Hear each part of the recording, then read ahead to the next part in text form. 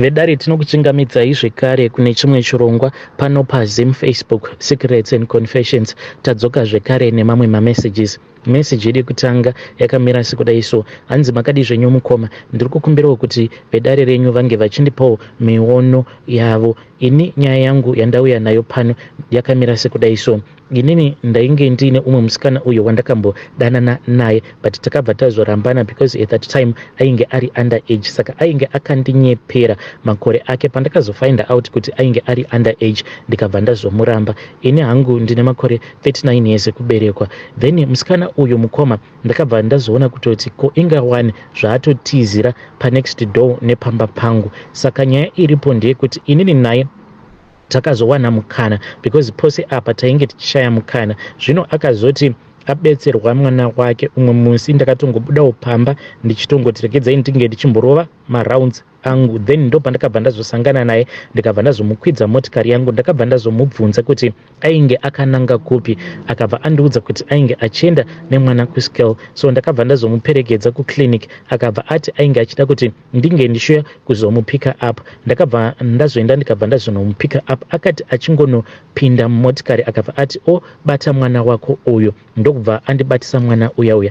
Then iye manje akabva azondikisa. Ndikabva ndati naiwe, what is the meaning of this? Why uri kuti uyu mwana wangu? Akabva ati kumwana wako kuzvandiri kukudza kuti mwana wako. Ndokubva anditi ndikise futi, ndokubva ndamukisa. Saka iye ari kuti ari kuda kuti tirambe tichingodanana, but nyaya iri kundinetsa ndeyekuti why is it akanditi obata mwana wako. Kubva ipapo handina kana kuzombogara ndawana zvekare mukana wekuti ndinge ndichitaura naye. Ndakamukumbira manumbers ake manyowani ava kushandisa, ndokubva aramba. Akabva anditi sezvaunoziva kuti murume wangu ane shanje, kana ndikangogara ndataura newe paWhatsApp pasina kana nguva tinenge tatobatwa. But iye akati ndichambokupa hako mukana, but ndichazoda kuti pamberi apo unge uchizotanga kuchengeta mwana wako wazvinzwa. Saka I'm really confused. Does it mean kuti iye paakazotizira ainge aine pamuviri pangu, and kana kuri kunzi mwana uyu ndewangu, what am I supposed to do? Zvino izvi zvari kuda kuti ndinge ndichiita hazvina ngozi here mukati? Please assist me. Hongu magemu, ndiri munhu wemagemu, but magemu awa ari kuda kunditambisa. Kubva zvandakatanga kuita zvemagemu handina kumbotamba magemu akadaro. Vedare ndo message iyo yandakatumidzirwa ichibva kuna mukoma vedu avo. Please ngatizamei kuti tinge tichitaura navo mucomment section. Regedzai tibva taenda panyedu inotevera. Nyedu inotevera yakamira sekudai: hanzi makadi zvenyu mukoma, ndinokumbirawo kuti munge muchindiposterawo nyaya yanguwo makavika chitupa changu. Ini mukoma, dambudziko randiinaro zvaizvezvi ndine dambudziko rekuti makuseni oga mukoma ndinorutsa nyongo, and most of the times mushure mekunge ndarutsa nyongo iya ndinobva ndatotanga kutofila dhizi. Izvi pazvakatanga mukoma, ndainge ndine umwe murume uyo wandainge ndichidanana naye. Ndiri kugarawo muno muSouth Africa, muno muJoburg. Saka ndine murume uyo akauya pamba pedu, vainge vauya saka ndine umwe murume uyo wandakatanga kudanana naye mushure mekunge vauyawo kuzoinstalla magiza pambawo pandinoshanda. Saka akabva azondipa manamba ake, ndokubva tazotanga kucommunicate. Saka even though ndakaziva kuti ane mukadzi, but I was just wanting to be with someone at that time. Munongoziva kuti mujolo unosvika pakukurwadza zvekuti unenge wava kungozvikudza kuti chero anenge angokuti anokuda unobva wangoti nenyuwo ndinokuda. Saka ndakabva ndatanga kudanana naye. Takati tatanga kudanana then mukadzi wacho akabva azobata mamessages mufoni memurume wake. Saka akabva azondipa warning mukadzi uya. Ndikabva ndatukana naye because already ndainge ndatonakirwawo nemurume wake. Ndava kutozviudza kuti mazuva ano varume vonetsa, sezvo uyu ainge achindiudza kuti sekuru vake vainge vaine barika, baba vake vane barika. Ndikabva ndati saka naiyewo maybe anenge achida barika. I am still willing kuti ndinge ndichizova mukadzi wake wenumber 2, but zvimwe zvacho zvandava kusangana nazvo, this was after ndapiwa warning nemukadzi wake. Saka izvezvi mukoma, each and every morning pandinomuka ndinobva ndarutsa like munhu atori nepamuviri, uye zvekare ndinobuda mamwe mazidischarge anonhuhwa zvekuti ndinotadza kana kumira pane vanhu. Chero ndikanzi ndashandisa sipo inonhuhwirira sei, hapana kana chinombochinja. Mukoma, mukoma discharge iyi kamunhuwiro kayo kakasvika kana pakunzwikwa nemurungu wandinoshandira akabva anditi, what type of soap are you using? You must use an anti-fungal soap. Because mukoma ndinoti ndichifamba kudai ndinonzwa rimwe zigwema rinoita kuti kutu richibuda musikarudzi yangu, and most of the times ndinotogara ndakatopfeka pad kuitira kuti zigwema riya risazo nuhwa. So ndo nyaya yawo iyo yandiunzawo pano. Handizivewo kuti vedare renyu vachandibatsirawo sei. Apa iye murume anotongonditi ndinokuda wakadaro, and anotoya kwandiri even though kana ari pamusoro pangu ndichimubvunza kuti saka hausi kunhuhwirwa here, because izi munhuhwi racho kana ini ndega ndinotonzwa mwoyo wangu uchimira kutosema kuda kutorutsa, but iye anenge achitoti ndo zvinotondinakidza izvozvo, the way that you are suffering for our love ndo zvava kutoita kuti mukadzi wangu ndinge ndichimuvenga iwewe ndinge ndichikuda. Yaivedare ndo message iyo yandakatumidzirwa ichibva kuna vanzvadzi vedu. Please ngatizamei kuti tinge tichitaura navo vanzvadzi vedu ava mucomment section. Regedzai tibva taenda panyaya yedu inotevera. Nyaya yedu inotevera yakamira sekudai so.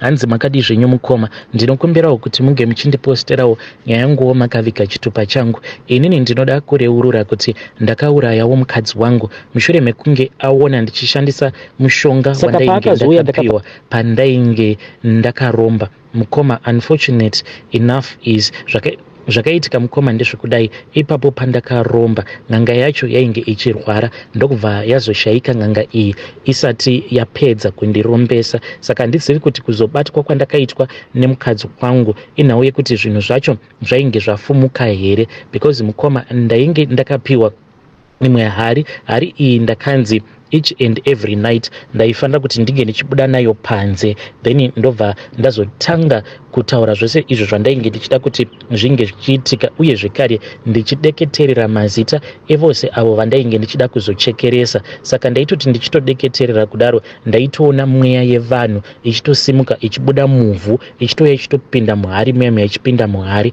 Saka n'anga yacho iyoyo yainge ichindirombesa yainge ichirwara. So mukoma yakabva yazoshaika. Payakashaika manje ndakabva ndazodzokera kuya ndokubva ndazobvunza vana vacho kuti ndaifanira kuti ndinge ndichiita sei. Saka ivo vakabva vazoti vainge vachazomirira kuti mudzimu unge uchizotaura. So mukoma ini handina kuzombodzokera kuya ndokubva ndazongoramba ndichingoenderera mberi nemhiko dzedze dzandainge ndakanzi ndinge ndichiita nen'anga iya yekuzofa, because yakanditi haufaniri kuti unge uchiregedza kuita mhiko idzodzo kunyange zvikanzi inini ndinenge ndatorwa nenguva. Zvino ndakabva ndazobatwa nemukadzi wangu. Mushure mekunge mukadzi wangu andibata, handidi kukunyeperai mukoma, ndakatanga ndatsvaka vanhu vandainge ndichida kuti vange vachizoponda mukadzi wangu, but ndakatsvaka vanhu vaviri, vose vakangoti pose pavainge vachida kunoponda mukadzi wangu vaibva vangonzwa kupera simba. Ndakabva ndazoti pano ndoita sei, ndakabva ndazodzokera zvekare kune vana ven'anga iyaiya,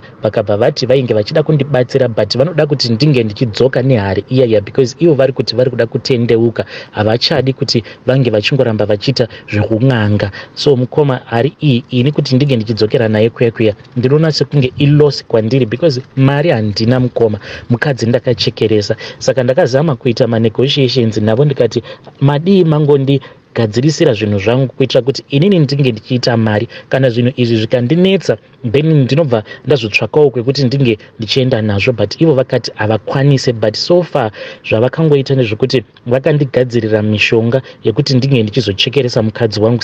Mukadzi wangu mushure mekunge andiona ndichishandisa hari iyaiya ndakabva ndazomuchekeresa. Zvandakaita zvekare ndakangobuda panze usiku ndokubva ndatanga kudeketerera zita rake ndichimuudza kuti ndainge ndichida kuti ange achipinda muhari, and ndakabva ndatoona mweya wake uchisimuka uchibva muvhu ndokubva atopinda muhari. Saka mukadzi wangu akabva atanga kungoti ndinonzwa musoro.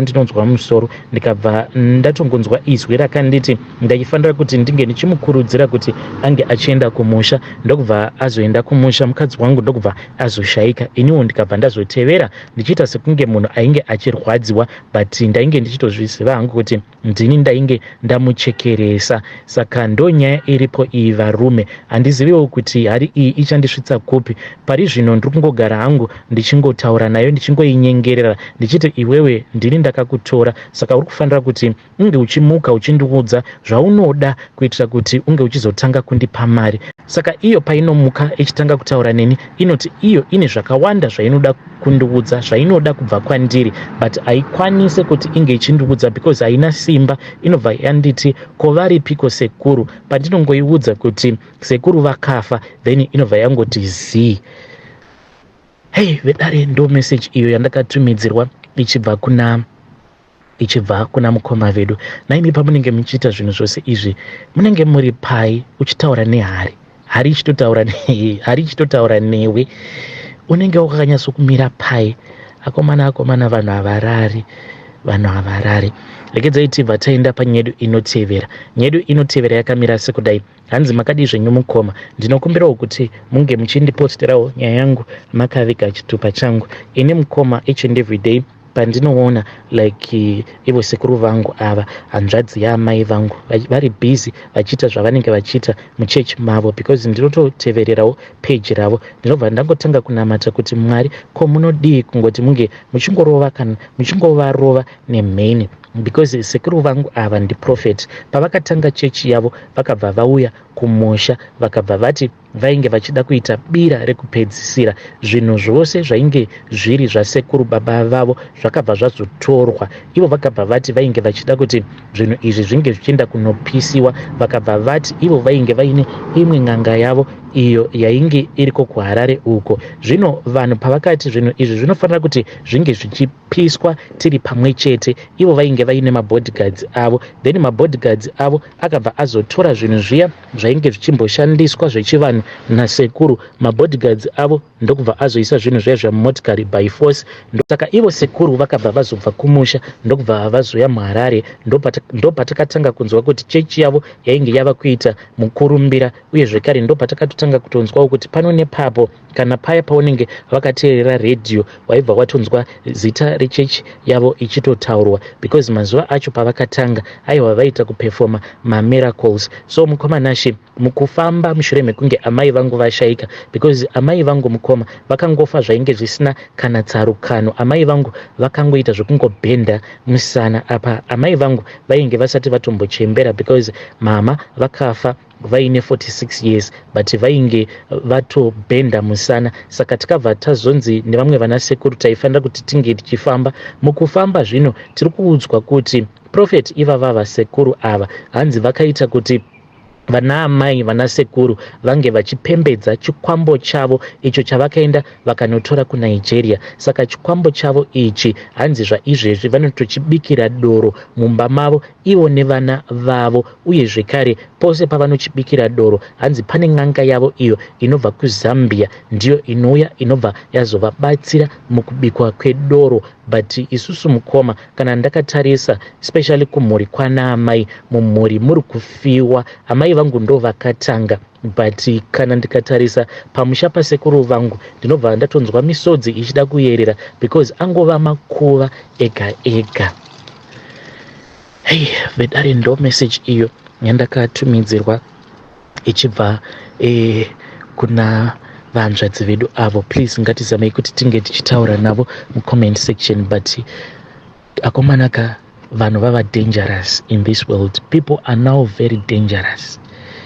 Vanhu vava kutongozvidza kuti as long as ndawana mari hasisinei nekuti ndichakuvadzisa vanhu here kana kuti what will happen, but as long as munhu angotongofunga kuti chakati chinokwanisa kundipa mari, someone will do something that you never think kuti munhu iye anokwanisa kuzviita.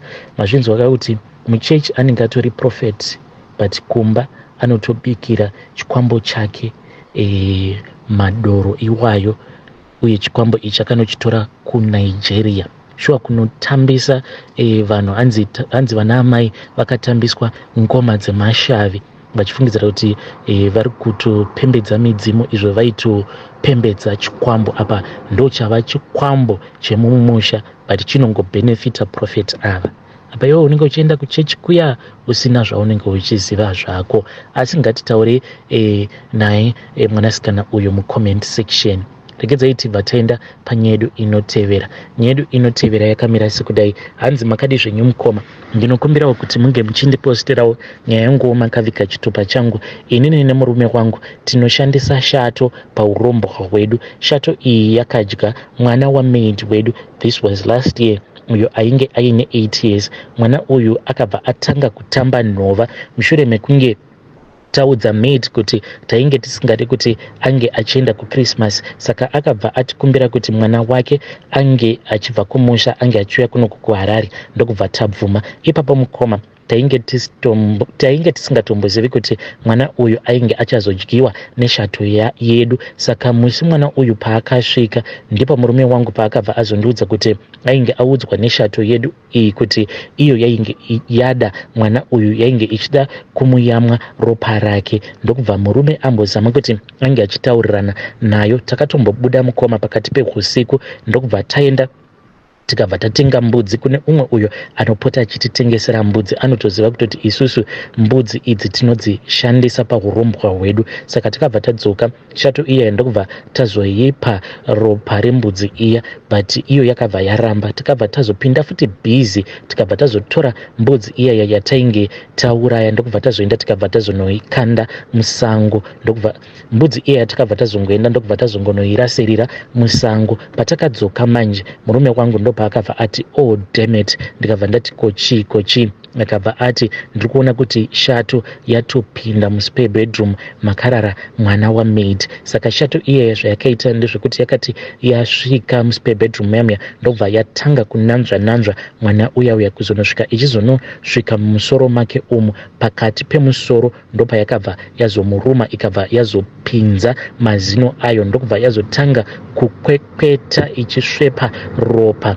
Saka iye maid wedu paakadzokera kumusha kwavo nemwana wake, tainge tatomuberekesa shato iyaya. Kwose kwaainge achifamba ainge achingobata munhu asiri riye. Saka ndo zvakaitikawo izvi mukoma, ndo secret yangu nemurume wangu. Ende hama dzemurume uye zvekare nehama dzangu hadzitozvizivi kuti isuwo takaromba. Iyewo maid uyu achiri kutishandira, but haatozvizivi kuti nyoka yedu ndo yakauraya mwana wake last year muna December, ndo paakafa mwana uyu. Hei vedari ndo message iyo yandakatumidzirwa ichibva kuna vahanzvadzi vedu. Zvakangooma kani, zvakangooma hazvo vedu we. Please ngatizamei kuti tinge tichitaura navo vahanzvadzi vedu ava mucomment section. Strange things indeed they do happen in this world. Hei pakaipa. Rekidzai tibva taenda panyaya yedu inotevera. Nyaya yedu inotevera yakamira sekudai so. Hanzi makadi zvenyu mukoma, ndinokumbirawo kuti munge muchindiposterawo nyaya yanguwo makavika chitupa changu. Saka inini mukoma pandainge ndichiri kuZim pane umwe mudhara uyo ainge achindidzidzisa mechanics. Saka mudhara uyo ainge aine RAF. Zvandakazoita mukoma ndezvekuti ndakabva ndazomubira mari, but mukoma nashi pandakauya kuno kuSouth Africa zvinhu zvangu zvakambondifambira bho, but mushure mekunge ndazorora ndava nevana vangu vaviri. Zvakazotanga manje pamwana wangu wechinumber 2, mukadzi wangu paakazvara mwana wechinumber 2, ndo pandakangotanga kungosangana nemabad luck. Munhu anokwanisa kuuya nemotikari yake mushure mekunge ndaigadzira, then ndinobva ndangouraya something pamotikari iyoyo, ndobva ndatotanga kutoita double job ndichiburitsa futi mari. So handizivi kuti hakunawo here munhu anokwanisa kundigezawo minyama, because kwandinofamba ndinoudzwa kuti mudhara uyo wandainge ndichishandira hanzi akatora dzimwe hembe dzangu akabva aenda nadzo kun'anga akabva andigadzira. Since ndainge ndamubira mari ndakangoita zvekutiza ndikasiya hembe dzangu because ndainge ndichigara paworkshop yake. Hei vedare ndo message iyo yandakatumidzirwa ichibva kuna mukoma vedu avo. Please ngatizamei kuti tinge tichitaura navo mucomment section. Mukoma vedu ava pakaipa.